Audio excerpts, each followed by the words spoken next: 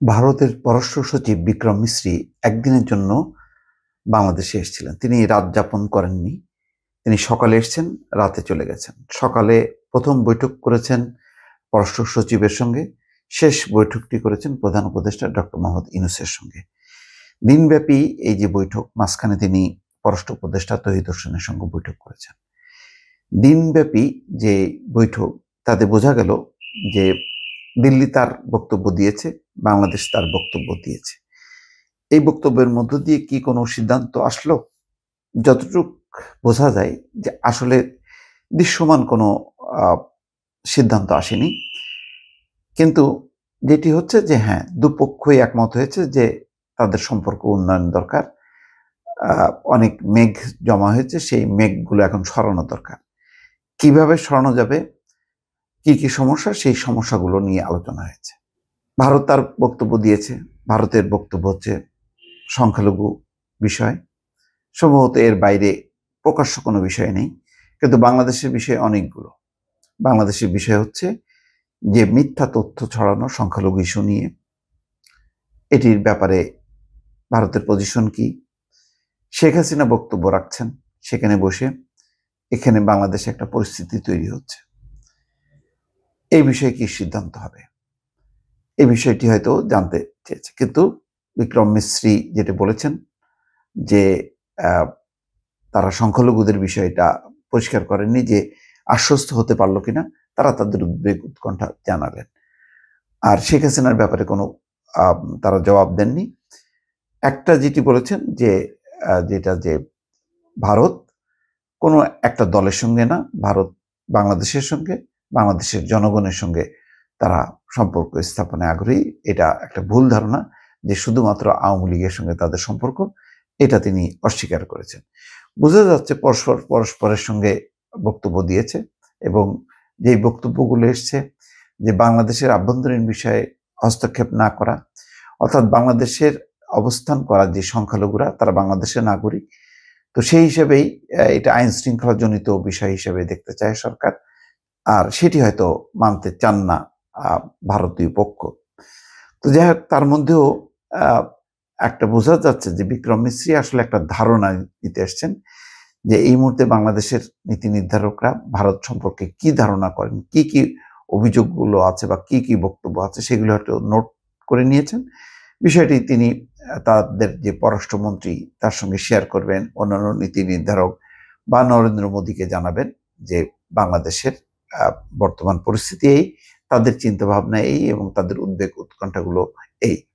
সেই জায়গায় যদি ভারত যদি অ্যাড্রেস করে, তাহলে হয়তো সামনে এগোবে সম্পর্ক, নতুবা এগোবে না, এটা পরিষ্কার। যেমন শেখ হাসিনা যত বেশি তৎপর হবে ভারতে বসে, তত বেশি ভারতের সাথে সম্পর্ক আগলা হতে থাকবে। যত বেশি তারা সংখ্যালঘু নিয়ে কথা বলবে, তত বেশি সম্পর্ক তিক্ত হবে। কেননা বাংলাদেশ এটা এগ্রি করবে না যে সংখ্যালঘুদের উপর অত্যাচার নির্যাতন হচ্ছে।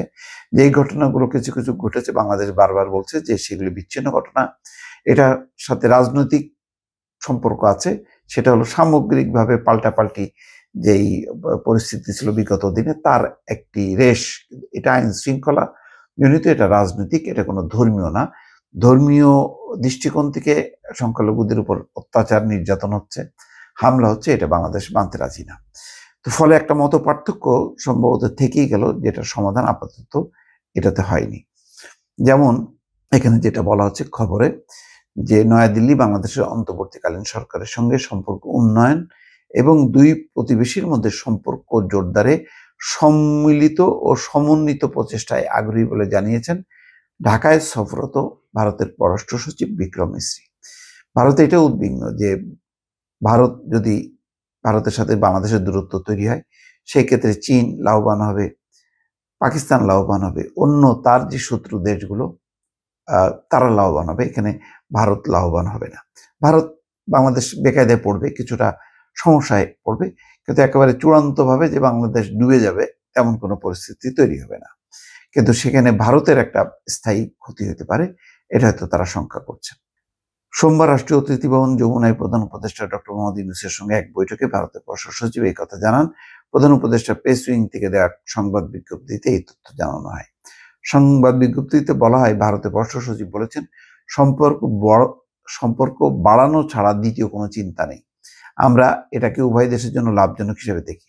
পারস্পরিক স্বার্থের বিষয়ে আলোচনায় বিক্রম মিস্ত্রি বলেছেন, আমরা যেখানে ছিলাম সেখান থেকে আবার শুরু করতে চাই।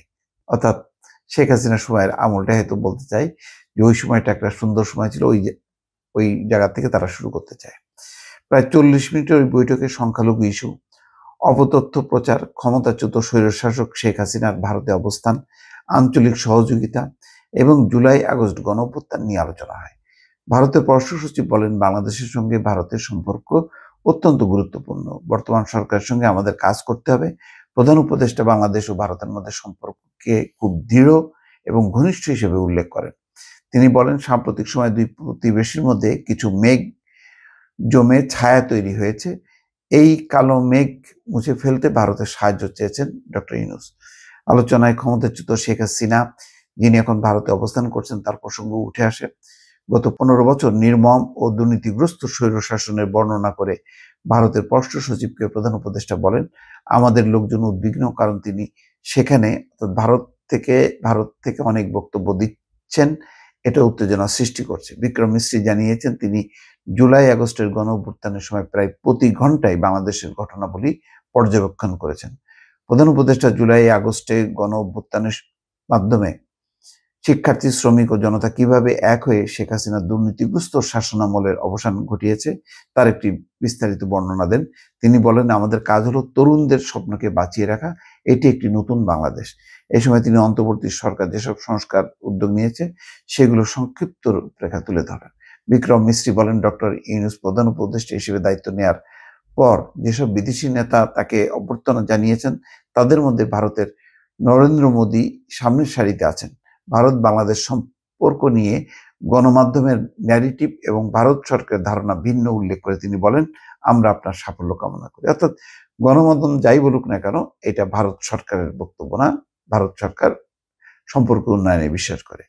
বাংলাদেশের একটি বিশেষ রাজনৈতিক দলের সঙ্গে ভারতের সম্পর্ক রয়েছে, এটি ভুল ধারণা উল্লেখ করে বিক্রম মিস্ত্রি বলছেন, বাংলাদেশের সঙ্গে ভারতের সম্পর্ক কোনো নির্দিষ্ট দলের জন্য নয়, বরং সকলের জন্য। যাই বোঝা যাচ্ছে যে বাংলাদেশের দিক থেকে কোনো আপত্তি নেই ভারতের সাথে সম্পর্ক উন্নয়নে, কিন্তু ভারত বারবার যে সংখ্যালঘু ইস্যু এবং ভারতের গণমাধ্যমের প্রচারণা, যেটা আন্তর্জাতিক ইস্যু হিসেবে সামনে আসছে, অন্যদিকে হচ্ছে শেখ হাসিনা ভারতে অবস্থান নিয়ে বাংলাদেশের ব্যাপারে যে বক্তব্য রাখছেন সেটি উত্তেজনা তৈরি হচ্ছে। এই বিষয়গুলো বাংলাদেশের পক্ষ থেকে প্রধানত তুলে ধরা হয়। এইগুলোর একটা নিরসন চেয়েছে বাংলাদেশ, এটা বোঝাই যাচ্ছে। এটার ব্যাপারে পরিষ্কার কোনো কথা দেননি ভারতের পররাষ্ট্র সচিব। সম্ভবত তিনি নোট করে নিয়েছেন, এটি হয়তো তিনি তার সরকারকে অবহিত করবেন, তারপরে এটি হয়তো সমাধান হতে পারে। যাই হোক, বোঝা যাচ্ছে যে সম্পর্ক উন্নয়নের ক্ষেত্রে একটা পদক্ষেপ শুরু হলো ভারতের বিক্রম মিস্ত্রির এই সফরের মধ্য দিয়ে। পরবর্তী সময় এর সামনের দিকে এগোবে সম্পর্ক নাকি পেঁচাবে, সেটা বোঝা যাবে এই সফরের পর থেকে। ভারতের পদক্ষেপ বা ভারতের বক্তব্য কি হয় সেগুলোর উপর ভিত্তি করে। দর্শক ভালো থাকবেন, আল্লাহ হাফেজ।